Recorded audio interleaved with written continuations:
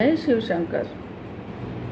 एक बार महादेव और पार्वती बैठे हुए थे तो माता पार्वती ने भगवान शिव से कहा कि प्रभु, मैंने धरती पर देखा है कि जो व्यक्ति पहले से ही दुखी है उसे ही और अधिक दुख मिलता रहता है, और जो सुखी है उसे कभी कोई दुख नहीं आता।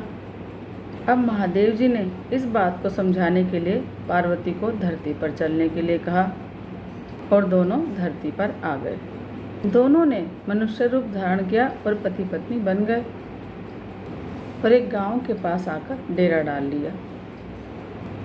शाम के समय महादेव ने माता पार्वती से कहा कि देवी, हम यहाँ मनुष्य रूप में आए हैं, इसलिए हमें यहाँ के नियमों के अनुसार, यहाँ के नियमों का पालन करते हुए भोजन करना होगा।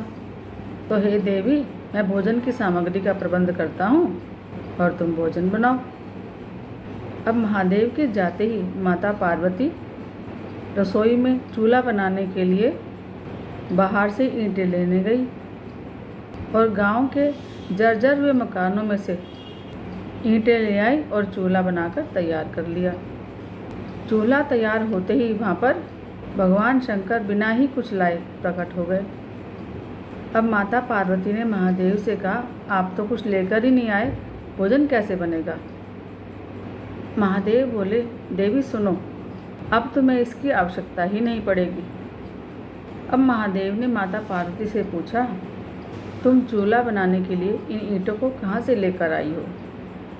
तो माता पार्वती ने कहा, प्रभु, इस गांव में बहुत से घर ऐसे भी हैं जिनका रख रखाव ठीक ढंग से नहीं हो रहा है। उनकी जर्जर हुई दीवारों में से मैं ईंटें निकाल कर ले आई। अब महादेव ने माता पार्वती से कहा कि देवी, जो घर पहले से ही खराब थे, तुमने उन्हें वहाँ से ईंटें लाकर और ख़राब कर दिया।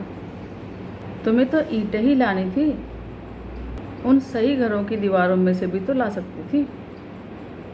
यह सुनते ही माता पार्वती बोली कि प्रभु, उन घरों में रहने वाले लोगों ने उनका रख रखाव अच्छी तरह से किया है और वो घर बहुत सुंदर लग रहे हैं। ऐसे में उन घरों की सुंदरता को बिगाड़ना ठीक नहीं होगा। यही सोचकर मैं वहाँ से ईंटें लेकर नहीं आई। तो फिर महादेव ने कहा कि देवी, यही तो तुम्हारे प्रश्न का उत्तर है। जिन लोगों ने अपने घर का रख रखाव अच्छी तरह से किया है, यानी कि अपने अच्छे कर्मों से अपने जीवन को सुंदर बना रखा है, उन लोगों को दुख कैसे हो सकता है?